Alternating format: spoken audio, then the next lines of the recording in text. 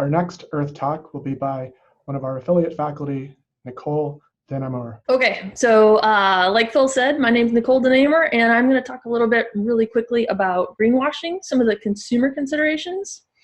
So I think it's important to know where we started. So the term greenwashing is often attributed to Jay Westerveld. You can't see his last name there, but that's what it says.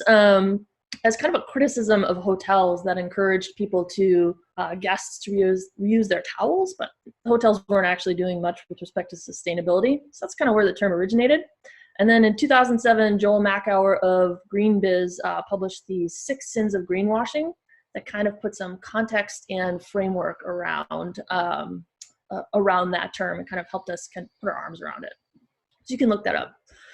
As other folks have talked about here, there's actually kind of an incentive to greenwash because consumers are willing to pay more. There's a 2015 Nielsen poll that talks about how it divides folks into various demographics, but basically shows that consumers are generally willing to pay more for green products. So marketers have an incentive to demonstrate that their products are green, and sometimes that goes a little bit too far. So greenwashing is actually regulated by the Federal Trade Commission. At the federal level, we'll dive into a couple more examples of that. State level, it's also self-regulated by some advertising agencies.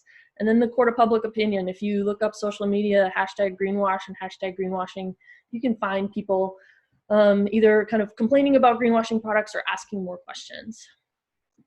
So how do we define greenwashing? It's actually kind of hard. It seems like it would be very simple, but it can mean so many different things to other people. The factors that I kind of like to pull out are it's kind of overstating, misrepresenting, or exaggerating the environmental benefits of a product, or alternatively kind of stating or implying that a product doesn't cause any environmental harm. You've probably seen terms like green, eco-friendly, earth-first, some version of these on products. Those are kind of what we're talking about. And these terms can be difficult because we all bring our own assumptions and experiences to terms like this. They can mean so many different things to so many different people that they almost become meaningless. So other kind of, in addition to vague terms like quote unquote green, you can also kind of greenwash by context, which a lot of people don't think about. So an example that's often given is putting a really gas guzzling vehicle in a natural setting, which implies that it is kind of a green product when it's actually not. And brand names in and of themselves can be kind of greenwashing if you look at, if they use the term green or eco-friendly or any other examples I gave. So what we're really looking for are these unqualified general environmental benefit claims, like I talked about, claiming broad-reaching benefits of a product. That's really what the FTC focuses on. Now, in my work, I also work on healthy and healthier buildings, and we can see this term green and greenwashing potentially being translated over to healthy.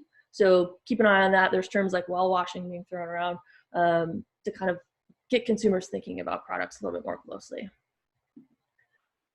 So other misleading claims to just kind of keep an eye out for as a consumer, recyclable, recycled content, and compostable. These can mean very different things depending on the infrastructure in your jurisdiction, whether or not it supports actually recycling or composting.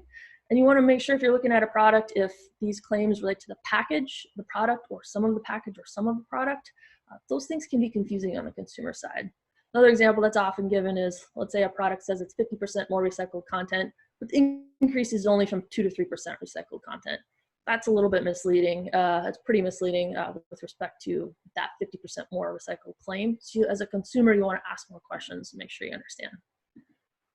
Seals and certifications are a big one. Now, we use them a lot in sustainability because sustainable is really hard to define. It can mean so many different things and so many different aspects to it. So it's a common shorthand. But if you looked under your kitchen or bathroom sink right now, you'd probably find lots of products with little green leaves or seals or globes or something similar. Marketers trying to convey something to you as a purchaser about that product. It often implies an unbiased, credible source, but that's not always the case. And it can really end up, these symbols can be kind of unqualified claims, which we're really watching for. So one example, as I mentioned, the Federal Trade Commission regulates in this space, and they brought some claims against some paint manufacturers, for example, using this green promise seal. Probably looks like something you've seen on products before. It implies it's kind of a third party that actually provided the certification, but FTC alleged that wasn't true. It was actually the respondent's own designation. So that'd be a material fact to consumers that they didn't know. So things to watch out for when you see seals and certifications.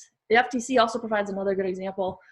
This is from the FTC's blog. The FTC actually has a blog, and they provided this symbol. Like I said, you probably find this on a lot of cosmetic or food products in your home. where they said this is potentially misleading because it doesn't talk about what the actual sustainable attributes of the product are. FTC says this is a better example because it qualifies what that green symbol and language means as biodegradable, recyclable, and compostable in this hypothetical example.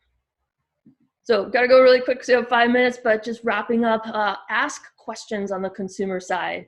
You know, the law in our country, unfortunately, doesn't really support this, but I think you have a right to know what goes in and on your body. So you want to, you know, if you see seals or certifications or claims that are unclear, ask questions of the manufacturer and seek out resources. Federal Trade Commission, which I mentioned a couple times, publishes the green guides. You can find those online. There's other consumer product resources that help folks understand what's in their actual products. So just a little bit about greenwashing to help folks understand, and I hope that's helpful.